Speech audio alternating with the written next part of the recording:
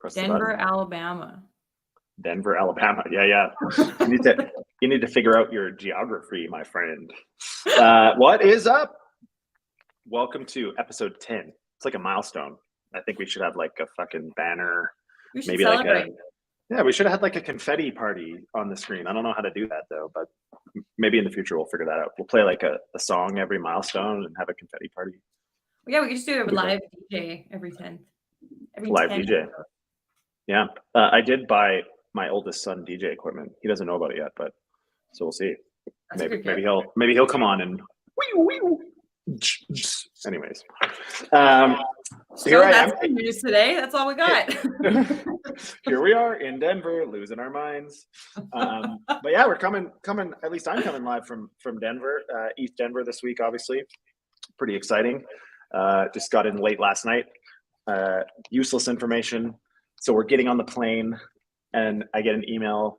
I see an email that says, "Hey, the hotel that we had booked, you have to check in online, otherwise you can't get in, and you have to check in online like in advance." I'm like, "Holy crap!" Like, it's like 9 p.m. in Florida, and how the hell am I going to check in before they close? Anyways, so I go, and my confirmation number doesn't show up. I'm like, what? So I get on the help chat or whatever, and they're like, "Oh yeah, your reservation was canceled." I'm like, "What? What are you talking about? I have all the confirmations here. I paid already." Anyways, long story short, they canceled my hotel room, period. And so, like, if you can imagine, like 30 or 40,000 people in Denver. Why? I don't know. They couldn't tell you. I was like, really? So anyways, we're like flying to Colorado trying to find hotels. We ended up finding it ended up working out really well. But like, it was like a mad panic. We landed at like 11:30 at night trying to figure out like where and how to get a hotel still. But anyways, like 30 or 40,000 people they have, in Denver for East Denver. Like that's a lot. It's a lot of additional people. Like there's literally the attendees to the conference are more people than the population of where I grew up by a lot. You live in the sticks, which is also why you said, what did you say? Denver, Tennessee or something? Yeah. Denver, Alabama. Alabama. Anyways, all right. Let's talk about some news. What's going on today? It's so sad, JD. I'm glad that you got that hotel before your credit card got canceled, because Visa and MasterCard are halting their crypto partnerships. Yeah. It's over. That is some shit. It's also like the biggest FUD story of all time, or at least one of the larger FUD stories. Like, I mean, if there's so many conflicting quotes and different things that are coming out from this, I think it's hilarious that Reuters, a fairly well-known publication, like ran with this.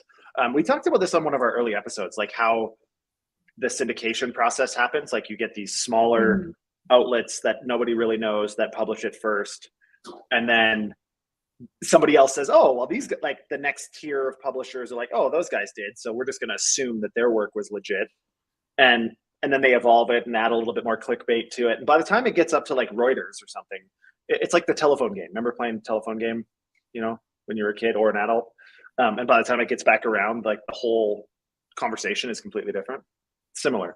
But anyways, I think it kind of goes without saying that the whole space has like taken a pause in the wake of 2022, right? Like anybody that's participating in blockchain is kind of going, whoa, wait a second. Are there risk vectors here that we don't know about? I think that's healthy. That's not necessarily a problem to say, whoa, let's just stop for a second and make sure that we're not exposed. Our clients aren't exposed the way that, FTX or others may have been.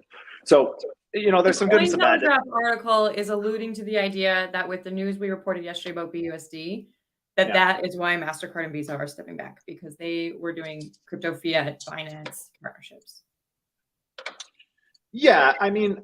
Now, I haven't found an actual press release from Visa, MasterCard, or Binance. Yeah, well, that's the other thing. Like, they do have meaningful quotes.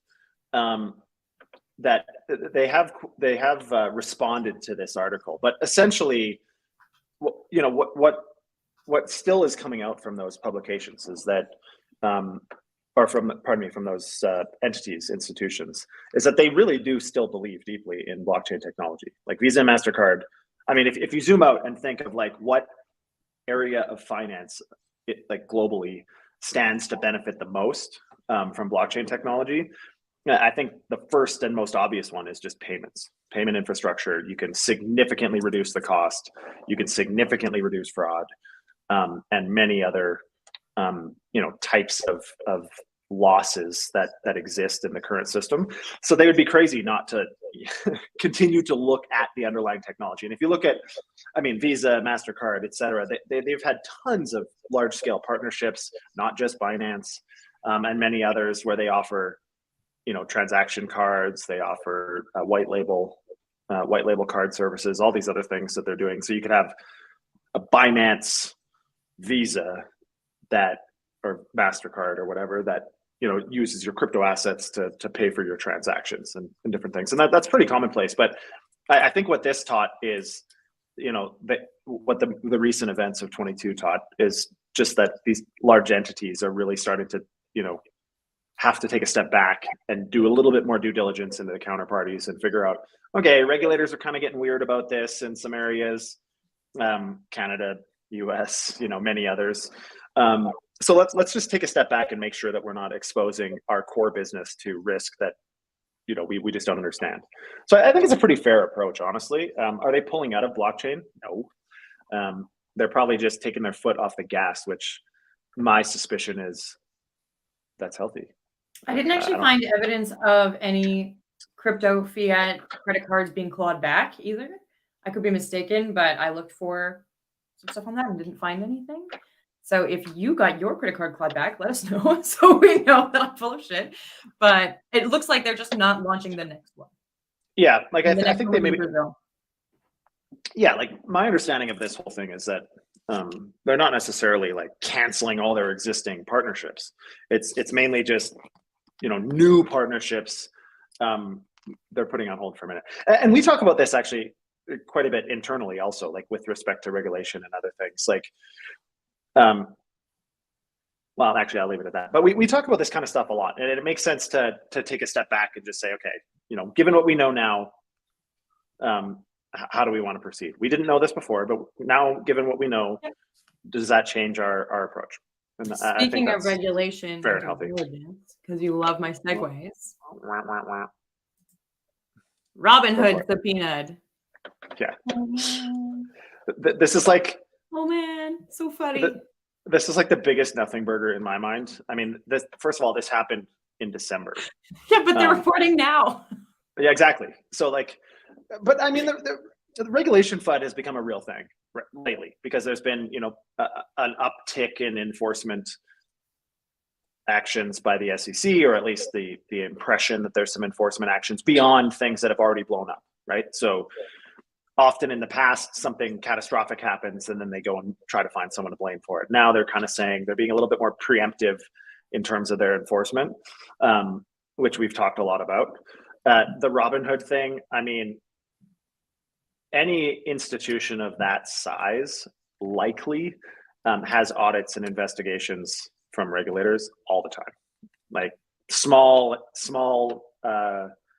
entities get audited all the time by regulators and so on. So we also don't understand, at least I could not find any meaningful information on what they're actually being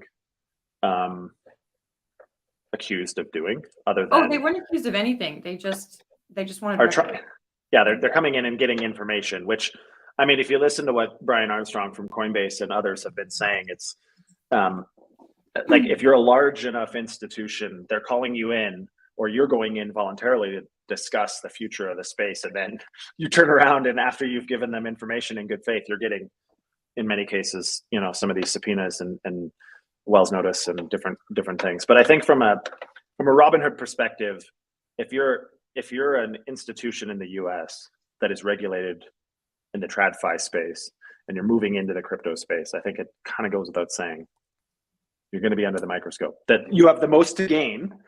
Robinhood has the most to gain, as well as Coinbase, because they've got massive user bases that they can monetize.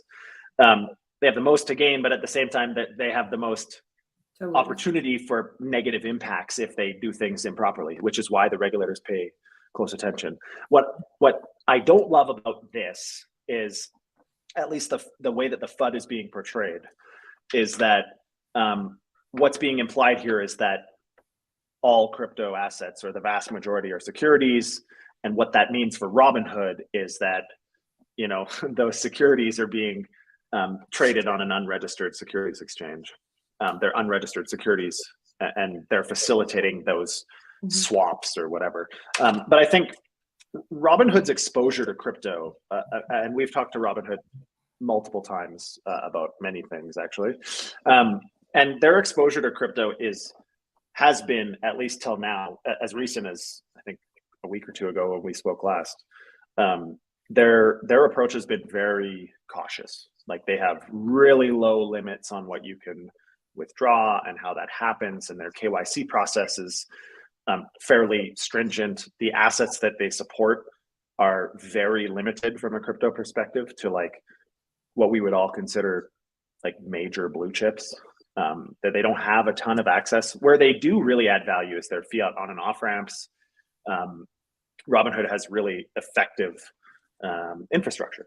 And so it'll be interesting to see, like, the more you know about what Robinhood actually does in the crypto space, the more you realize, like, they're a huge company with a lot of firepower, a lot of advisors, a lot of attorneys, and they're being cautious. And so, I mean, if anything major comes of this, I'll be pretty surprised, personally. The thing I found really interesting not financial advice. The thing I found really interesting about the FUD component of this is how, I know that we talk about this a lot because FUD is our theme, but how fear-mongery some of these articles were. So the one that we're talking about specifically is Bloomberg, but we looked at 4 or 5 different articles about the same thing. So this actually happened in December. We're reporting on it now because it's a slow news day and there's a little bit more information about it. But the FUD about it is this could shut Robinhood down. And the fact of the matter is, at any point in time, anything could be shut down for a variety of reasons. Like, people can walk away from things, right? There are so many ways things could be shut down. And so even Robinhood is quoted as saying it could result in enforcement penalty. It could result in financial losses. It could result in liability. But this is a partial quote, not a full quote, because the reality of it is, like, yes, it could result in Robinhood having to shut down, but it is not likely to result in bankruptcy or issues or anything like that, right? I mean, again, if you look at historical precedent, like, how many, other than like blatant, egregious fraud or like absolute misrepresentation or actual Ponzi's, we use the phrase Ponzi in crypto way too often, but like real Ponzi's, I mean, short of that, very rarely does enforcement action from regulators shut down a business. I mean, Robinhood is a multi-billion dollar business with a ton, 23 million users, plus or minus, which is crazy.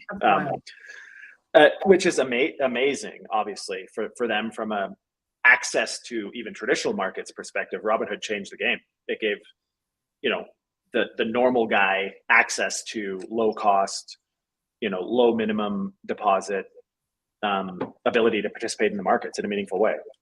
And that's really quite exciting from your phone, right? Like that's the big premise of Robinhood was mobile first and user experience, which is contrary to the big banks and the investment houses, right? So anyways, Robinhood's core business is not crypto, obviously, currently. But I mean, again, it's not necessarily what they're doing or saying now, but rather what their overall belief or understanding or approach is to blockchain. And from Robinhood's perspective, they think it's, at least anecdotally, what you read and what I've heard personally from people that work there, is they think blockchain is going to be a big piece of global financial infrastructure, which I obviously agree with.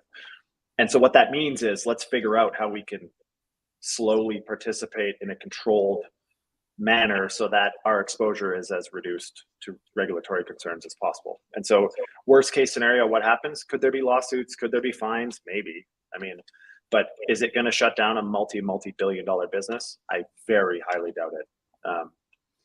I mean, and we need some of this stuff. This is like, you know, hopefully nobody from Robinhood is listening, but you know, we need some of these larger institutions to take a bit of a stand too, because there's only a few people that have, a few entities that have the resources to actually like litigate this stuff. And in the end, litigation at least gives us a little bit more clarity. Every time that we see some litigation event or some SEC action, it gives us more and more clarity, I guess, or it helps us build a better picture of what the goalposts are.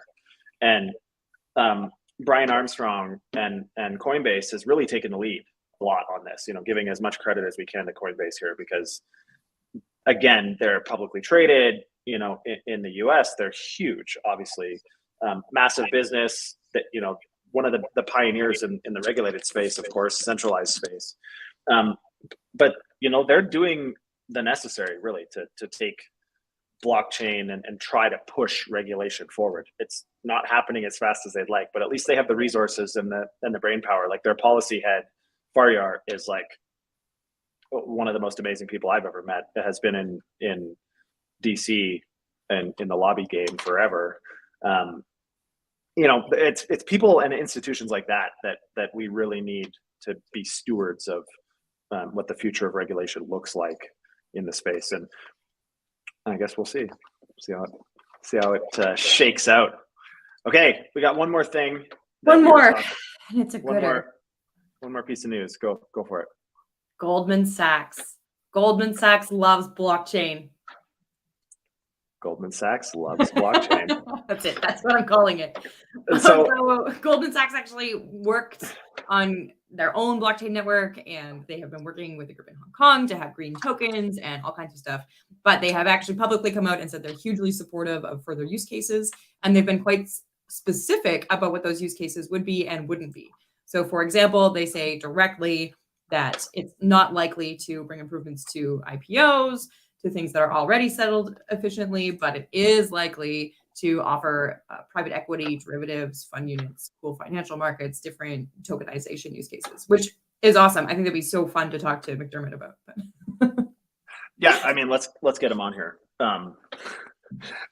Ideally, if our supporters keep joining and watching and sharing and liking and doing all that crap to make sure they can see the stream every day, 12:30 p.m. Eastern, we do this beautiful Go FUD Yourself thing. But ideally, we're going to grow to a point where we can have some of these people on to talk about this stuff, and that would be a lot of fun. But I think what's interesting, and so we were supporting blockchain innovation and accelerating it into the U.S. government in 2016, which feels like an eternity ago, because it really was. I had hair and everything back then. It was crazy. But even at that time, what really got me in, this is one of the big things that got me in, going from like a service provider or supporter in the space to wanting to start, companies and make a meaningful stake in blockchain. Part of the reason actually was in 2016 and then early 2017, looking at not all the ICO hype and all that other nonsense that was going on, but rather like some of the meaningful, sophisticated technology that already existed, that was making big inroads in the US government, even at that time, by way of supply chain and Department of Defense and identity management and a lot of these things that in massive bureaucracies can get unruly. Like there's just not enough understanding or transparency, or it's just such a big bureaucracy that there's so much waste. And so even then, there was large financial institutions, large tech institutions that had very sophisticated blockchain technology already, but private blockchains, not the public L1s that we all talk about. And so that for me was the inflection point. I was like, holy crap, like what we think about blockchain in terms of like the retail perception of like, ooh, trade and make some money and future of finance and privacy and all this other shit, that got all of us excited about it to a certain extent as retail users. When I saw the meaningful enterprise application that early on, it was like impossible to ignore what that will turn into, what that could turn into. And so this statement from Goldman Sachs, and I'm glad we're going to end the stream today on a positive note, talking about something that's not funny. But this, in my opinion, is indicative of what most major institutions in the US are thinking. they're saying, you know, this technology has something to it. It's evolved long enough now, and we're seeing some staying power, and we're seeing a lot of real world applications. How do we participate? Like, again, Goldman is taking an interesting approach and saying that, and I don't blame them for saying that their ICO business will stay the same, because they make unbelievable amounts of money from IPOs and underwriting those deals and doing a lot of that stuff. That's where they make all their fees, obviously. So for them to say that it's gonna revolutionize that space would probably cause concern for their shareholders and investors and so on. But again, it's impossible to ignore how the technology might make their current process better. It's not necessarily going to replace. I'm under no illusion that Goldman Sachs is going to be rendered useless, or JP Morgan or Citi or any of these large institutions are going to be rendered useless in the future. What's going to happen is there's just going to be a hybrid. They're going to take what, you know, the status quo is, the legacy tech. Hey, here's blockchain that can do all this really awesome shit. Let's figure out what the combination of best practices from both can lead to. And I think that's kind of what they're alluding to there. JP Morgan also has a fairly large department building a private blockchain. I think there's a lot of enterprise and institutional work going on. But you know, when you look at these large players with big market caps and a lot of capital on the line, they have to tread carefully. And that's what leaves the door open for smaller institutions like us to innovate, to work quickly and build relationships and evolve the tech fast. Because every little blunder is just a lesson that we, you know, leverage into the next iteration. Whereas blunders for these large institutions signals things to their analysts and their investors and can really have catastrophic effects on their valuation. So I think we'll just see them slowly but methodically weigh in, which is awesome. And again, it allows, and it allows, like I said, it allows a lot of space for, there will be emerging startups that will become, you know, as large or as impactful as Goldman and JP and so on, but those guys aren't going away, obviously.